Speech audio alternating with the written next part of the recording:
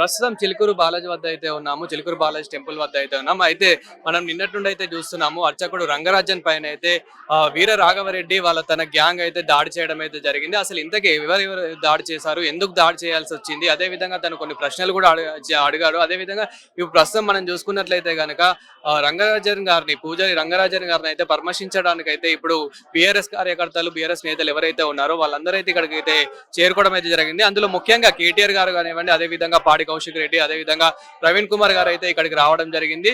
So అదే విధంగా ఇక్కడ కొందరు భక్తులతో కూడా మాట్లాడే ప్రయత్నం అయితే చేద్దాం. అంటే వాళ్ళు ఎలా రెస్పాండ్ అవుతున్నారు, సో అసలు ఎవరిది తప్పు ఉంది, అసలు ఎందుకు ఈ దాడికి పాల్పడ్డారు ఏంటి అనేది అయితే ఒకసారి వాళ్ళతో వారి మాటల్లో అయితే తెలుసుకునే ప్రయత్నం అయితే చేద్దాము.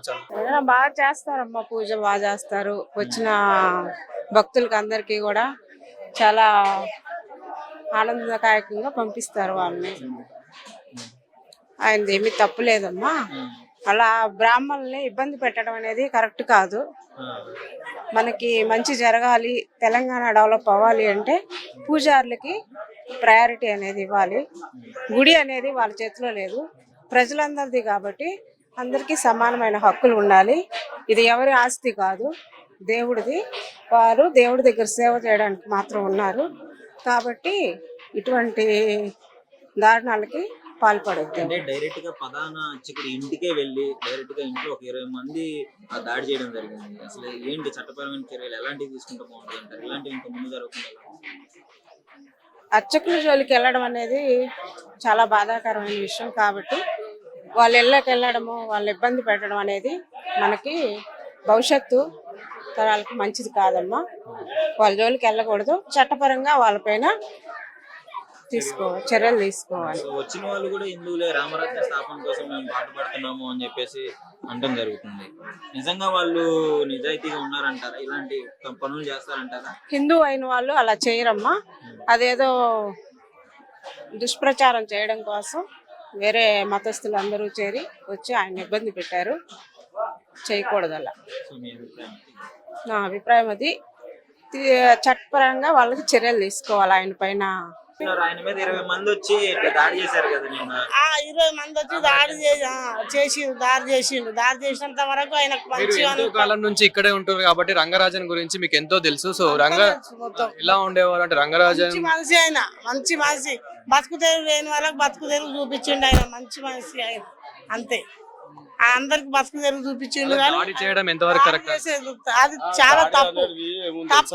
దాడి అందరిది. మేము ఇంతమంది 300 మంది 400 మంది డైలీ ఉంటాము. ఆ దాడి చేసి చాలా తప్ప. వాళ్ళకి ఏంటంటే హిందూ గురించి పంతులు కొట్లాడతారు. వాళ్ళు హిందువులు అయితే పంతులతో వచ్చి మాట్లాడారు డైరెక్ట్. అర్థమైందా? ఏదో వచ్చి రూమ్ వేసి ఇట్లా బెదిరించుకోవడం చాలా తప్పు. అది ఆ టైంలో ఫోన్ గుంజుకుని రాయనండి. ఆ టైంలో కాల్ మాకు చేసినట్టే మేము అందరం వచ్చేస్తుంటాం. ఇక్కడనే ఉంటాము. పోలీసు వాళ్ళు వచ్చిండ్రు. నెక్స్ట్ డే పోలీసు వాళ్ళు వచ్చి మొత్తం ఇన్ఫర్మేషన్. వాళ్ళు 8 మంది ఏమో దొరికిండ్రు. మొన్న శుక్ర అన్నాడు. ఆ రోజు వచ్చినుంటే మాకు దొరికినుంటే అలాగుంటుండే. మా కాగలో దొరికినుంటే వాళ్ళు అలా విషయం ఉంటుంది. కానీ అట్లా వేయదు. పంతులు అనేది ఎవరు డోకా చేయడం. మన గరీబ్ గారు అనుకో 5-10 వేలు తీసుకుని అలా చేశారంటే అతని వెనకాల ఇంకెవరైనా ఉన్నారంటారా మీరు? అది విషయం మనకు తెలియదు, మాట్లాడదు. తెలిసిందే మాట్లాడాలి. కంప్లైంట్ ఇచ్చారు కదా, మరి పోలీసులు ఎలా రెస్పాండ్ అవుతున్నారు? పొద్దున్న డీజీపీ సారు ఆయన ఫోన్ చేసిండు. ఫోన్ చేసాల మీద కేసు చేయండి అంటే అని చెప్పిండు. ఎందుకంటే వీడియో ఉంది, పెట్టాలా? బెదిరించాడు కదా. వీడియో చూసే పట్టుకునే కదా మీరు వచ్చిండ్రు ఇప్పుడు ఇంత దూరం. ఆ వీడియోనే పంతులు అయితే చాలా మంచి వ్యక్తి. మా విలేజ్ వాళ్ళకి చాలా సపోర్టింగ్ చేస్తాను. ఆయన మీద ఘోరంగా కావాల్సుకొని చేసిండ్రు. ఆ విషయం అన్న ఉండగా మనకు తెలియదు. అలా జైనింగ్ అయ్యేది ఏముంటది అన్న. వాళ్ళు దొంగలు కాబట్టి జైనింగ్ అమ్మంటారు. పంతు దొంగలు కాదు కదా. అయ్యగారు డైలీ వెంకన్న స్వామి చూసుకుంటాడు కదా. అలాంటి విషయం కాదు కదా.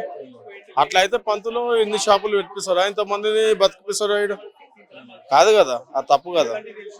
అట్లా అంటారు.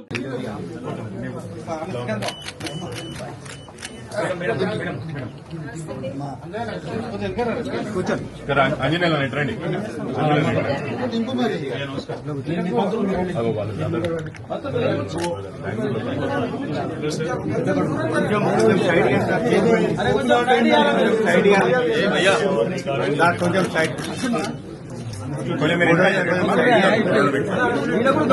కొద్దిసేపు మాట్లాడుకోకుండా సైలెంట్ గా మనం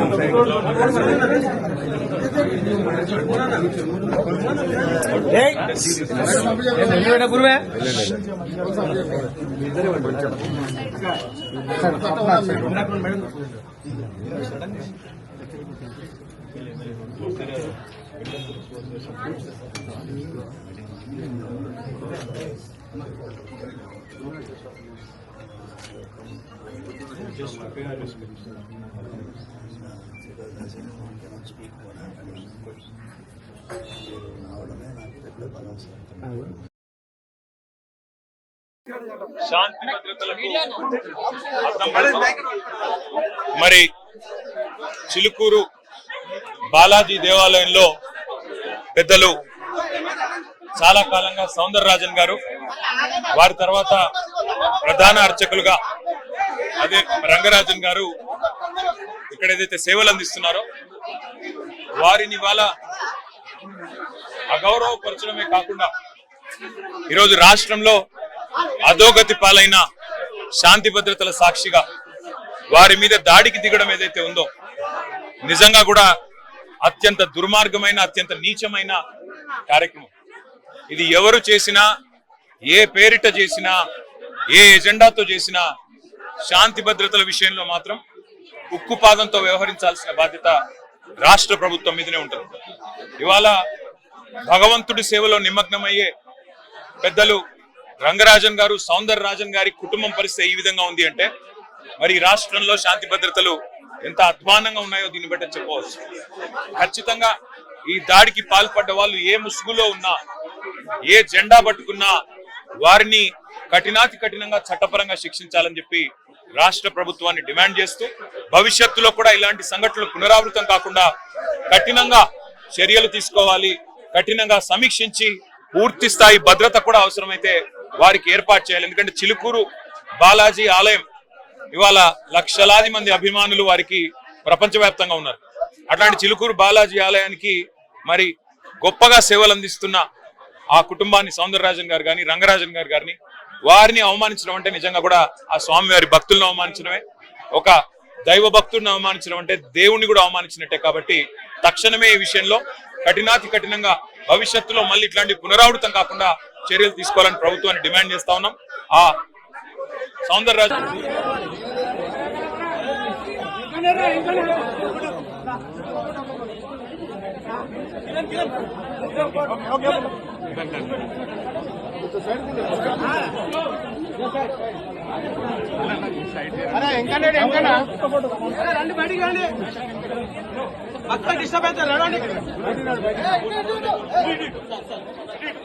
నడవాలను